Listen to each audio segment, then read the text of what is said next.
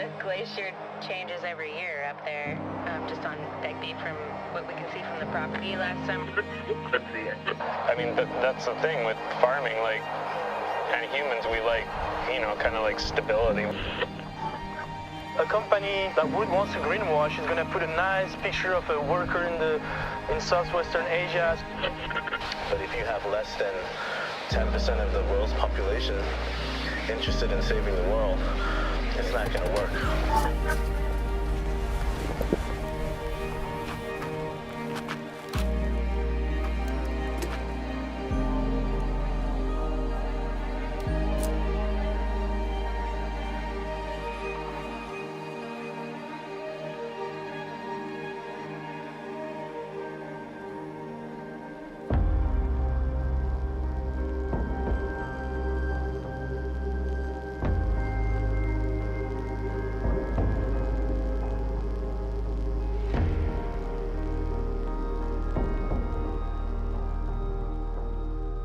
I've gotten pretty excited lately because the conversations I'm having with the people in our community, they're empowering, and you can see all the different actions people are choosing to better the world. And the fact is every little action we have echoes, and that echo will just reverberate and cause more change. It's definitely energizing standing up here looking down at the community of Revelstoke and thinking of all those people whose actions are amplifying each other's and just creating bigger and better change.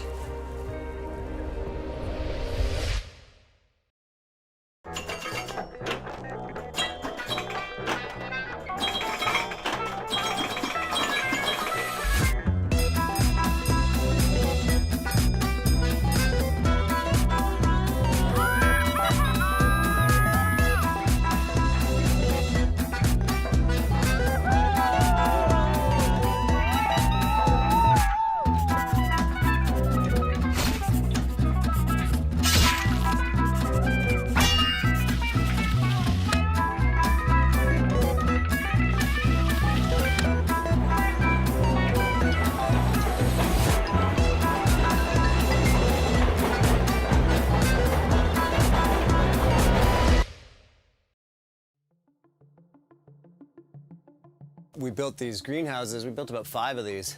And they're these incredible things because they start with these tiny little plants, and then within the space of 3 months, you've all of a sudden got 8-foot-tall plants, like pumping out all these tomatoes. And typically I can and make kind of pasta sauces or salsas with this, and got a tomato like that. Pretty much grew a perfect tomato. Look at that thing. Where are these purple ones? Look at this thing. Look how purple that is. But again, all of this is just an attempt at just having less draw on the system and being more responsible for my needs.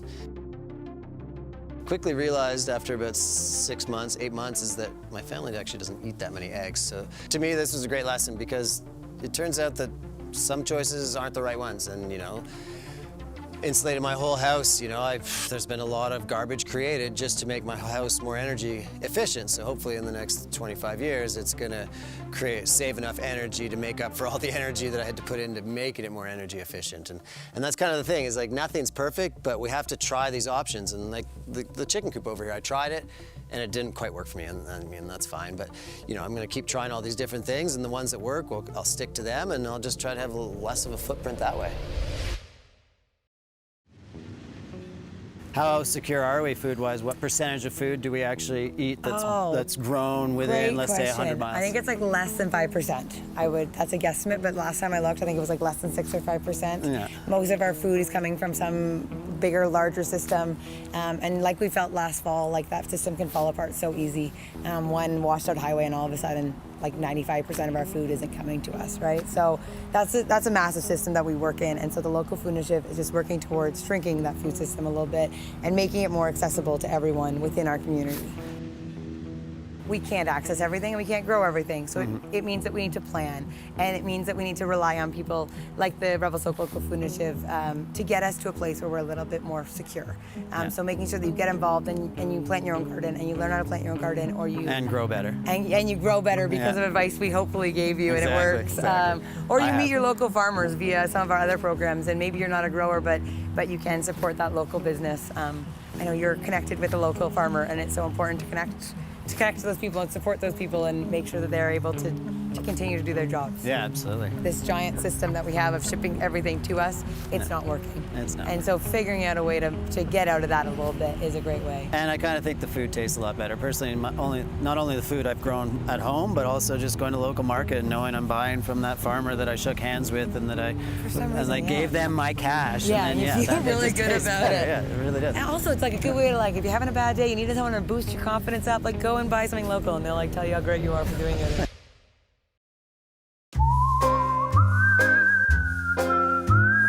Well, let's just say we just had a kid, but so far farming is a lot harder than having a kid. Yeah. Sure, you're not going to get rich out of it, but we can make a living at it. That's super important, because if you're just doing something that's good for the climate and it doesn't actually work, then that has a shelf life. Is farming for everybody? Absolutely not. Like, we're doing it and we're passionate about it, but I'm kind of at this stage where I just encourage people, if they have an idea that they think that is going to be better for the climate, they should act on it. And it's not going to be perfect overnight. It's not this like perfect solution. You're working towards doing better, and if everybody acts on their ideas, they're not all going to work out, and that's totally okay. But I think we're at the point now where we recognize that climate change is a massive problem, and we're going to need everybody to get on board and just try. Last summer we had a really horrible heat wave, and then we were engulfed in smoke for about 6 weeks straight, and that made farming really challenging. You just didn't want to be outside. Your tomatoes had a bit of a smoky flavor to them, but Yeah, vintage smoky. We could be producing a ton of food in this valley. Right now, like, we're growing on 1.5 acres. There's acres and acres and acres of farmland around here. But we could, like, be a really sustainable community if people choose to do what we're doing. And yeah, if the whole valley kind of jumped on board, we could grow a lot more food here. But I mean, we have to have examples like yours to really see that it's possible. It's super fun, like being on the trying side of the solution problem. I think it's like, it makes you feel good about it, makes you feel hopeful.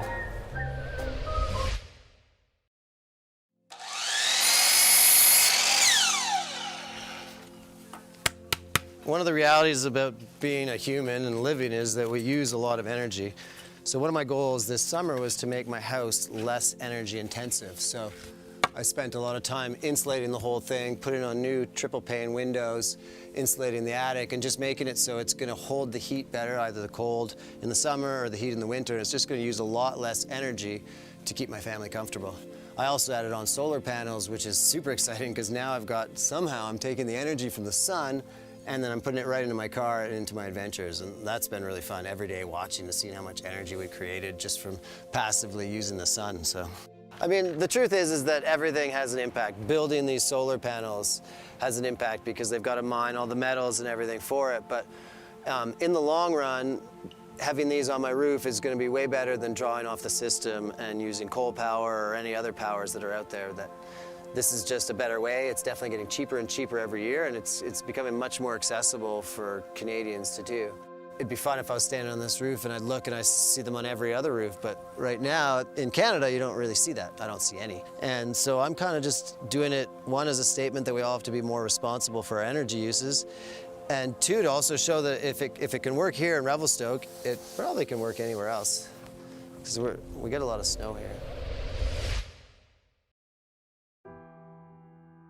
Yeah, I guess something we're all encountering lately is the greenwashing that your website, Tuya, is trying to address. And I guess how is it helping address that?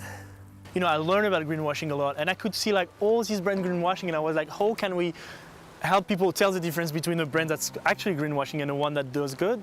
And also it started with the frustration in Revelstoke to see all these people that love the outdoor and use it as a playground, and when it comes to their choices, it would not translate. And I believe it was not bad faith, like people wanted to. Yeah, people would love to change. Yeah. They just want, it's just murky, and that's what Tuya is, your website's going to help, is it's going to help give people the right direction, which companies are actually not greenwashing and doing the right things, and which companies are greenwashing and that you should buy. Like, we should buy with our ethics, and that's what kind of you're helping, I think. Exactly, like it's, you know, a lot of people say you vote with your credit card or with your bank account, and it's true. And unfortunately, with marketing that's very efficient, we as consumer, we just get tricked all the time, constantly, because it's almost impossible to see behind the curtain of what these brands do. And so we try to go behind it, like tackle all this greenwashing to show to people, here you go, that's all these brands, that's how they rate, and these guys are good, and you can explore in details why, and you can tell that these guys are not so good, and they're kind of lying about it. And that's the goal. We want to give that power to people. You can't tackle climate change and overconsumption by selling more stuff. And so we want to tell people, you have to buy secondhand every time you can. You have to fix your gear and keep it.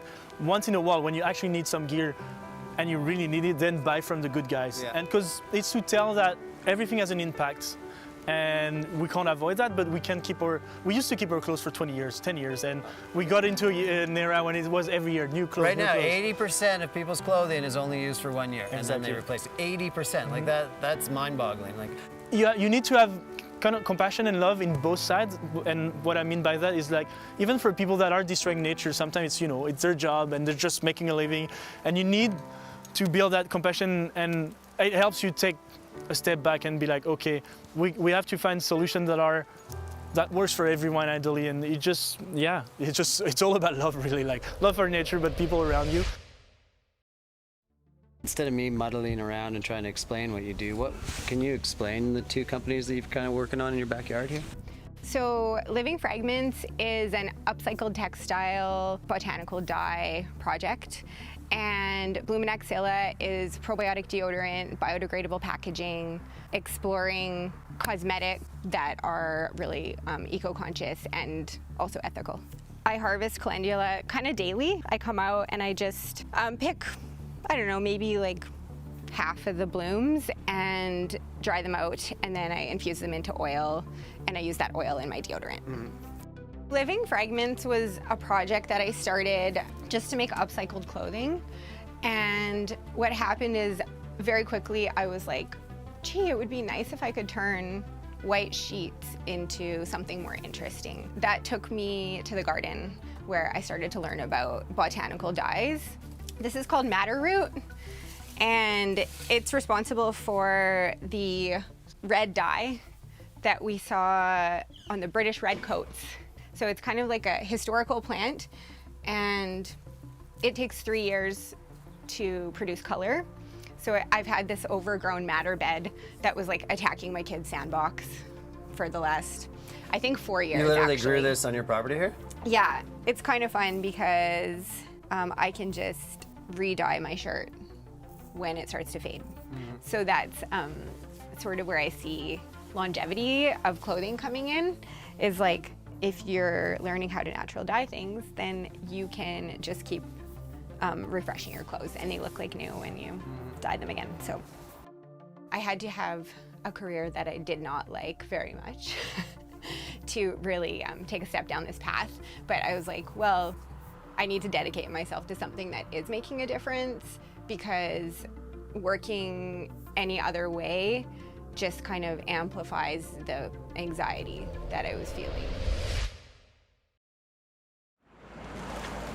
One of the things in BC that makes EV adoption so much more fun and exciting is that 98% of our electricity is from BC hydro, from dams, from water, from basically all the snow that I ski in the winter melting and going through these dams and powering all the EVs around the province. So yeah, it's really fun in that respect, because it just feels like the circularity of this, where, you know, it's the energy of the sun through my solar panels that charges my car and onwards, or like I'm skiing in the winter and I'm skiing on the snow that's melting and it's eventually going to go through a dam and power my car for my next adventure. And that whole circularity stuff, it's fun. It's a cool process. It doesn't feel like you're just consuming, you're actually part of a cycle. You know, at least for me, my biggest standpoint is that I'm not perfect, and I'm never going to be perfect, but I'm just trying to find these solutions to these problems we have. And there's naysayers out there, but I think for me, if I just adopt that stance where, like, I understand that I'm not perfect, you're not perfect, we're never going to be perfect, but we're just trying to find progress in the right direction.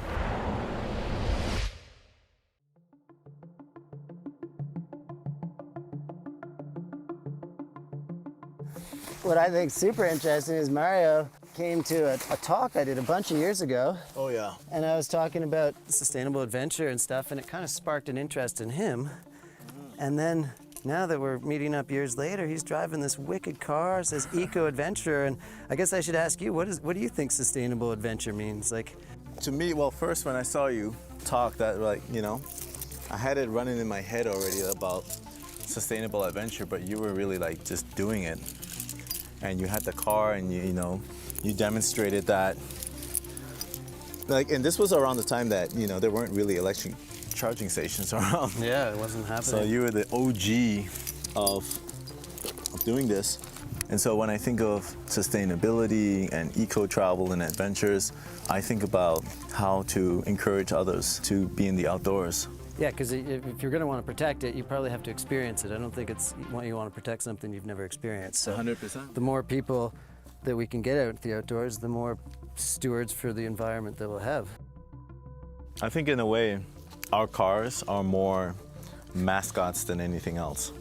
Mascots to you know, to push the initiative of sustainable adventure and travel. Yeah, they're like a symbol that this is somebody who's trying to be better and cares and is looking for solutions and also getting out here.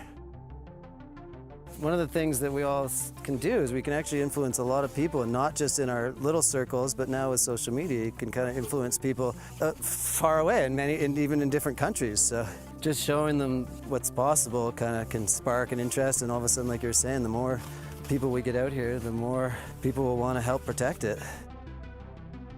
Speaking of energy, this lake here is a reservoir to the Revelstoke Dam that's creating a lot of electricity that's powering both of our cars for our next adventure.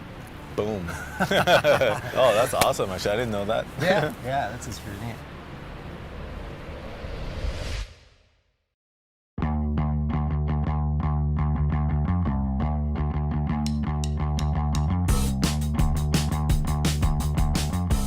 I do get it. I get that it's hard, and you see somebody like me who's like out in this beautiful place, and it seems easy for me to climb these mountains and make these changes, but we're kind of all in the same boat, and it's hard for me, it's hard for all of us to make these changes, but I'm not gonna be perfect, you're not gonna be perfect, but we can progress towards a better place, and it's from sustainable clothing to websites that help people make choices to just adventuring with less of a footprint, and the fact is every little action we have echoes, and that echo will just reverberate and cause more change, and that is exciting, and you know, we have a choice. You can choose to be pessimistic, or you can choose hope, and you can take positive actions.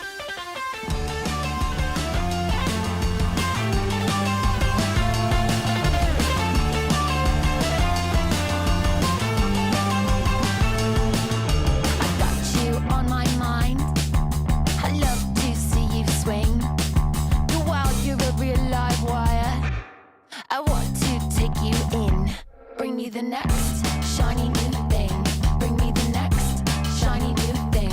Bring me the next shiny new thing. Bring me the next.